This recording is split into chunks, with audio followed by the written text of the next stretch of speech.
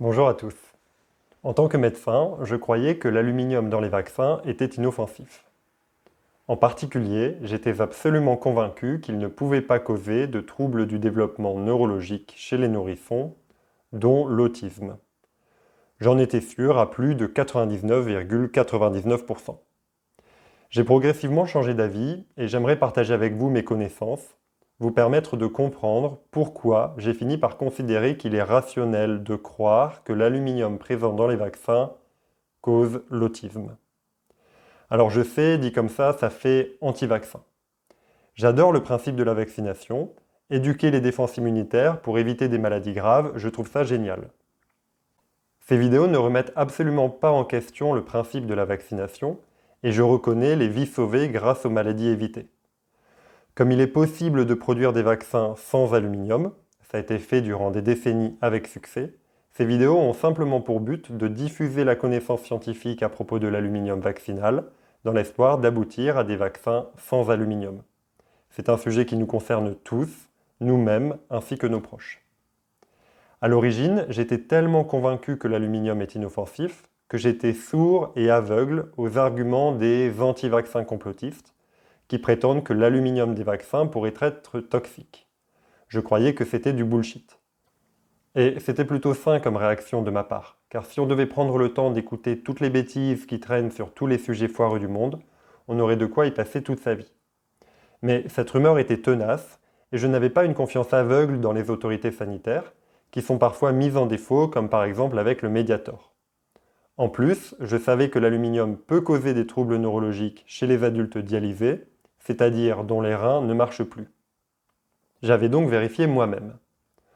Une courte recherche sur PubMed, c'est comme Google mais pour les études scientifiques, permet de trouver assez rapidement une méta-analyse de 2014 intitulée « Les vaccins ne causent pas l'autisme ».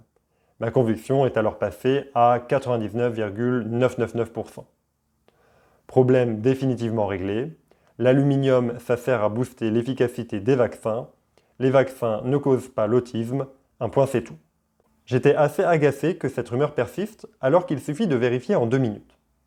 Puis un jour, une collègue médecin en qui j'ai confiance, plutôt rationnelle et futée, m'a suggéré de visionner une vidéo. Le titre et les 2 premières minutes m'ont suffi pour étiqueter cette vidéo anti-vaccin.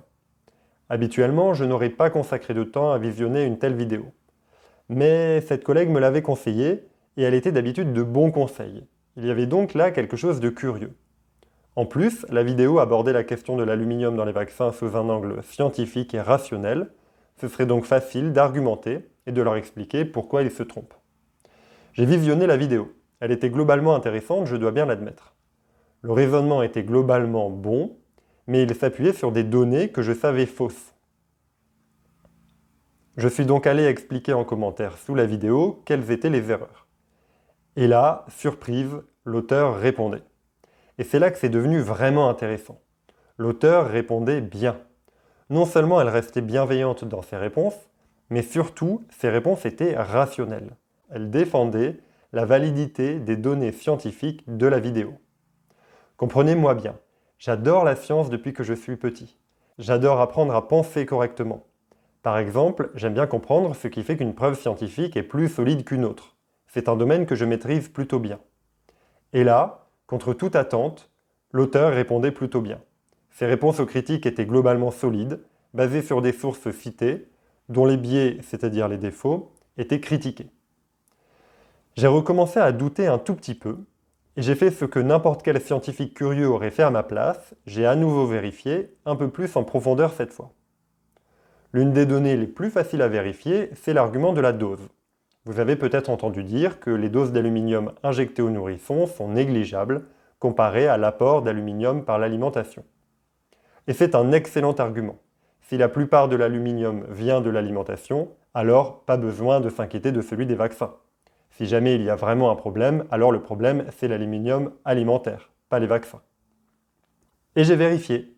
Il y a des études spécifiquement dédiées au sujet de la dose, qu'on verra ensemble, et on peut aussi le vérifier soi-même de manière approximative avec un calcul que je referai avec vous.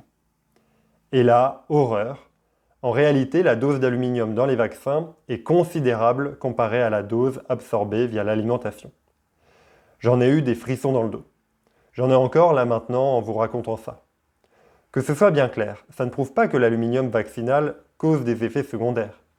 Mais ça prouvait que mes connaissances sur le sujet, que je croyais très solides, étaient en fait en partie fausses. Pour moi, c'était quelque chose de très perturbant, très anormal. J'en ai injecté des vaccins, des centaines.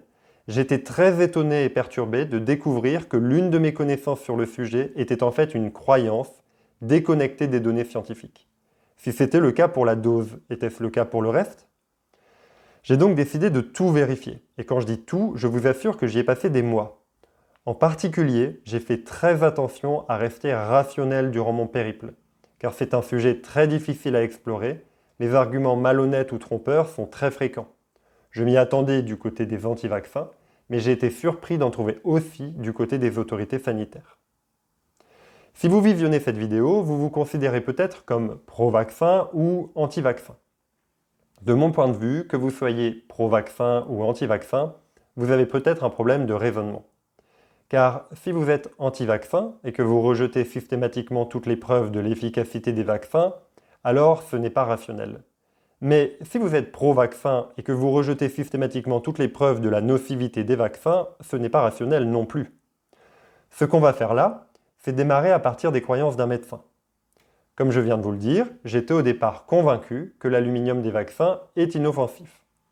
Mais ce que je vais faire n'est ni pro-vaccin ni anti-vaccin. Je vais partir de cette croyance de départ, vérifier les preuves scientifiques et mettre à jour ma position si besoin. Pour les connaisseurs, je vais essayer d'avoir une réflexion la plus bayésienne possible. Donc, si vous êtes anti-vaccin, faites l'effort d'accepter que j'ai cette croyance de départ. On a tous une croyance de départ quand on explore un sujet, et la nier, c'est se voiler la face. L'important, ce n'est pas de nier cette croyance de départ, l'important, c'est d'être capable de prendre de la distance avec cette croyance, le temps de la recherche, de la mettre entre parenthèses. Si vous êtes pro-vaccin, faites l'effort d'accepter que j'ai le droit d'avoir une réflexion rationnelle au sujet de l'aluminium dans les vaccins. Ça ne fait pas de moi un anti-vaccin. Je suis profondément convaincu que cette recherche rationnelle mérite d'être partagée, et c'est pour cette raison que j'ai décidé de prendre le temps de tourner ces vidéos pour vous. Ça m'a pris beaucoup de temps et je n'ai rien à gagner à titre personnel. À l'origine, cette conférence est destinée aux médecins, mais j'ai fait attention de rester le plus clair possible pour que tout le monde puisse comprendre. Voilà pour cette longue introduction, mais comme le sujet est très clivant, je crois que c'était nécessaire. C'est parti, je vous souhaite une excellente vidéoconférence. L'aluminium dans les vaccins, ça s'appelle les adjuvants aluminiques. Dans la première vidéo, je vous expliquerai le plus simplement possible pourquoi l'argument de la dose négligeable est trompeur.